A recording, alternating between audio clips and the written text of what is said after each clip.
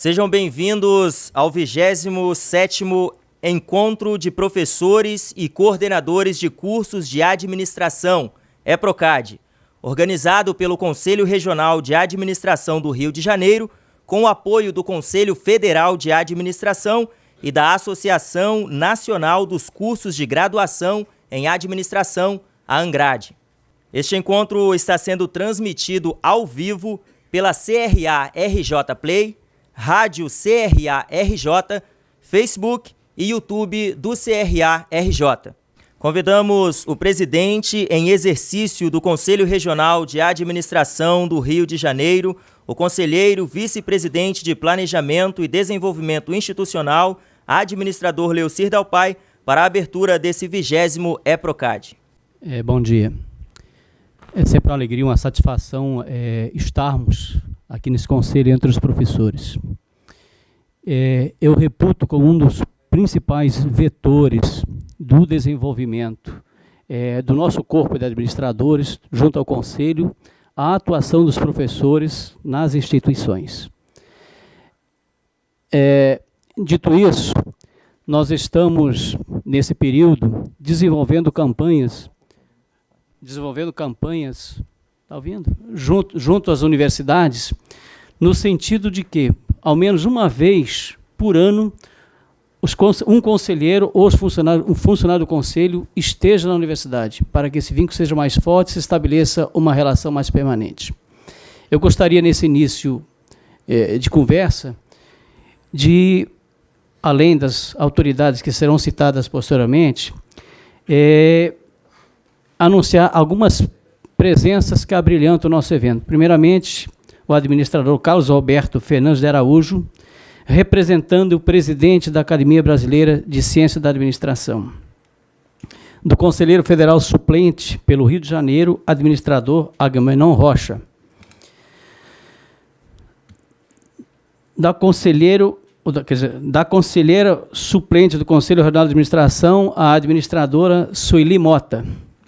E do nosso querido ex-presidente do Conselho Regional de Administração, o Abílio Tomás de Freitas, nosso colega administrador. Eu entendo que num evento, por uma questão de cerimonial, que num evento em que o nosso presidente do Conselho Federal se faz presente, a honra da abertura do evento pertence a ele. Então, eu convido para que assuma essa mesa.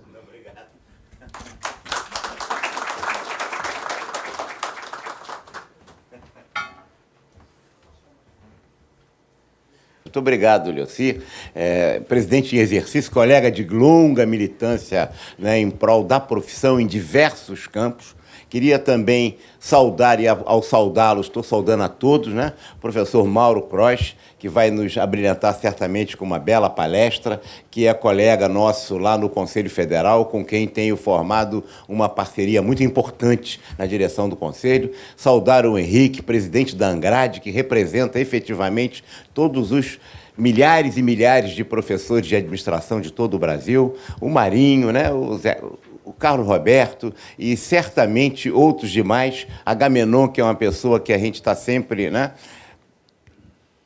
recebendo carinhos e dando carinhos, e ele sempre comprometido com o aluno. Muito obrigado a todos, e com isso gostaria de cumprimentar a todos os colegas. Essa irresponsabilidade do nosso presidente Leocir me faz eu vim aqui para assistir. Professor que larguei há muitos anos a atividade, efetivamente, acho que continuo com esse DNA. Eu gostaria de fazer duas reflexões aqui para vocês, que aparentemente podem não ter diretamente contato com o tema de vocês, mas que gostaria de fazê-lo. Primeiro, quando os progressos da psicologia social nos revelaram que o mundo das percepções, a maneira como eu fotografo determinada realidade, determina a forma como eu me comporto, surgiram infindáveis implicações por o processo de entendimento educacional, mas também de transformações das organizações e no conjunto da sociedade. Como nós percebemos determina a maneira como nós nos comportamos. Se eu quero mudar comportamento, tenho que mudar percepções. E essas percepções, por outro lado, tem a câmara escura. A câmara escura, que são os conceitos, as concepções, as teorias, né? Como nós sabemos, nada mais prático do que uma boa teoria, apesar dos alunos sempre reclamarem, né, que isso aí é muita teoria, eu quero prática, sem compreenderem efetivamente, né, que é da boa prática que vem as melhores teorias. Né? É exatamente da análise. Né? O Mauro está fazendo um estudo sobre o impacto dos últimos anos do Conselho, que a gente olha a prática, a gente vai poder formular uma série de teorias, nós temos discutido muito sobre isso, que mostra essa relação direta. Mas não basta só a competência, a capacidade, as habilidades. Claro que isso é fundamental. Isso tem implicações no comportamento e nas percepções. É preciso também pensar na mentalidade, nos valores, nas crenças, nas idiosincrasias pessoais, no conjunto da organização, no caráter, cientificamente, ou na mentalidade. Qual é a mentalidade da organização, ou do sistema, ou da sociedade? Qual é a capacidade? É outra. Às vezes a organização não produz, não porque não tem a capacidade, mas porque não tem mentalidade. Às vezes é anacrônica. Ela é competente, mas nos seus valores, nas suas crenças, nas suas visões de mundo, portanto, são anacrônicas.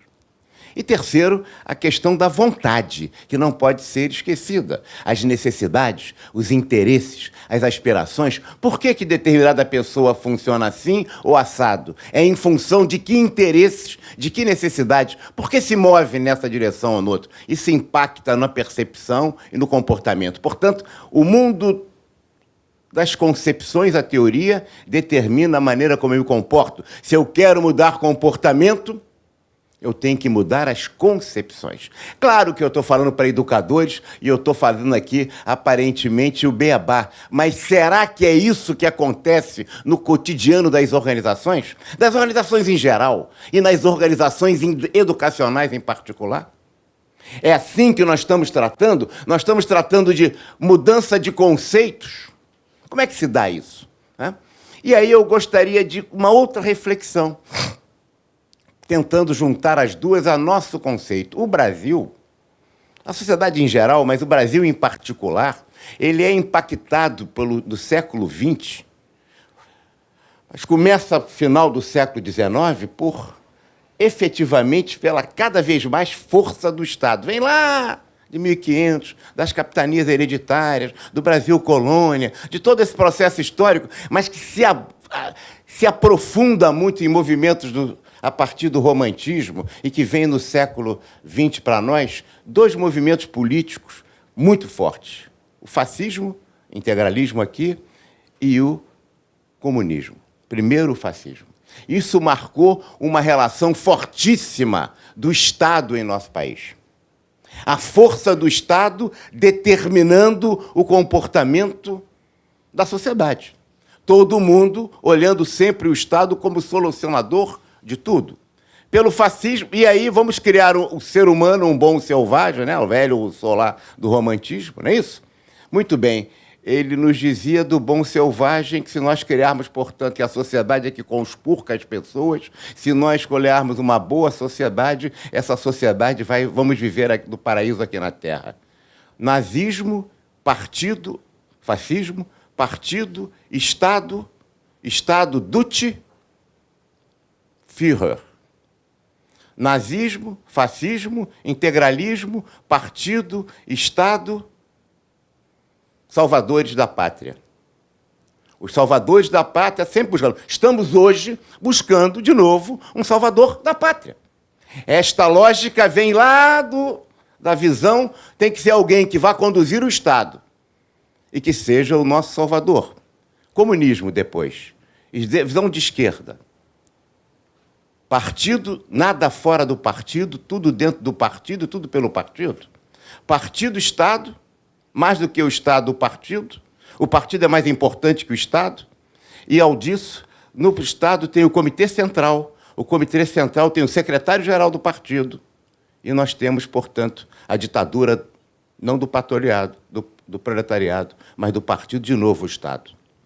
Quais são as implicações disso? A gente, quando olha o que foi aplicado e aí as contradições entre uma visão, né, de esquerda que deveria efetivamente comprometer-se com o social e a visão prática das grandes empresas campeãs do Brasil. 520 bilhões para as grandes empresas. Está aí JBS, está aí, né? Estão aí todas essas empresas do EIC, estão aí todas as empresas da Odebrecht e seus grupos. 520 do BNDES, se tivesse aplicado todo esse dinheiro no saneamento do Brasil inteiro, nós não teríamos nenhum município hoje sem água e sem esgoto. Qual é a visão? Tipo, o Estado patrocinando, e aí, efetivamente, os empresários, a gente fala sempre, os empresários estão sempre comprometidos com o Estado, sempre querendo mamar nas tetas do Estado. Uma vez, professor Henrique, você que está na EBAP, eu era jovem como você também, mas só que eu estava começando ainda, né? Na faculdade, lá na EBAP, entrou para dar uma palestra o Gleicon de Paiva. O Gleicon de Paiva era o ideólogo da Revolução de 64.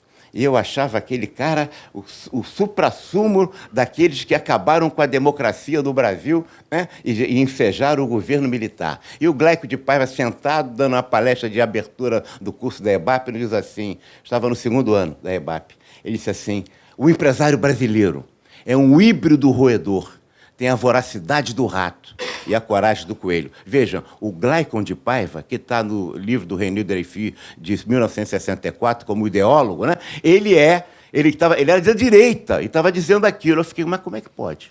Jovem militante, né? É proibido proibir. Sejamos responsáveis, sejamos realistas, pensamos o impossível. Era o nosso slogan. Carlos Roberto era meu bicho lá na EBAP também, né? E a gente fazendo movimento para todo lado. É verdade que tinha o Sérgio Machado também. É verdade que tinha o Sérgio Oliveira Machado. José Sérgio de Oliveira Machado, o nosso mongol, que a gente está vendo aí da delação premiada. Mas a gente vê que tinha o Carlos Roberto, mas tinha o Zé Machado. E todos defendendo, e eu fiquei olhando, como é que esse ideólogo da direita diz um negócio desse? Claro que o capitalismo brasileiro mudou muito de lá para cá. Tem muito empresário sério, tem muita gente boa, mas eu fico me pensando assim, esta visão do Estado, como é que bate na educação? Quando eu vi o Lula chegando em Curitiba, num avião de um dono de um grupo grande de ensino, como é que é isso? Será que essa coisa está fora do sentido educacional, na área da educação? Como é que é essa história?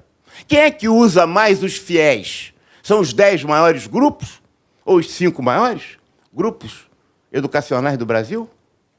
Quem é que domina esse processo? Qual é a vinculação que o processo de educação tem com essa dependência do Estado brasileiro? Até que ponto nós, professores, eu me sinto ainda como tal, apesar de estar fora da atividade, estamos mais preocupados com o MEC do que com o aluno e com o processo de aprendizagem.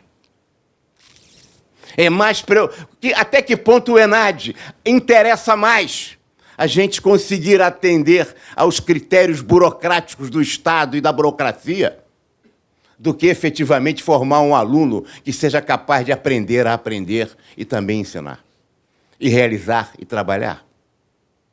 Essas questões perpassam o cotidiano das sociedades em geral, mas, no nosso caso brasileiro, a presença acachapante do Estado faz com que a sociedade civil cada vez mais se subordine a ela. E todos os nossos atos, conscientes ou inconscientes, muitas vezes nos levam, nos impelem para uma dependência até sem percepção nossa direta, que nós estamos reeditando as mesmas práticas e o mesmo comportamento. É exatamente igual àquele que dá um dinheirinho para o guarda da esquina e que condena as grandes corrupções, mas, no fundo, analogicamente, os valores, as crenças, a mentalidade, o conhecimento, a vontade, a necessidade, os interesses são guardados às proporções de mesma natureza. É com essas duas reflexões que eu gostaria de fazer. Até que ponto nós estamos efetivamente, como instituições de ensino, comprometidos com o aluno? O professor isoladamente é uma coisa. Eu não estou falando do professor, que é, acima de tudo, e vocês são uns heróis. Eu abandonei essa guerra, desisti dela, é verdade, há muitos anos, quando eu não conseguia, e vejo com muito reconhecimento o trabalho que vocês fazem no cotidiano, tentando reverter essa prática. Eu não estou sendo agradável, não. É aquilo que acho mesmo. Como vocês são importantes na formação dos nossos alunos, nossos cidadãos. É a escola para atender o cliente ou é para formar cidadãos? Como é que é isso? Como é que é esse processo? Como é que se dá isso? E ficam para os professores heróis, né?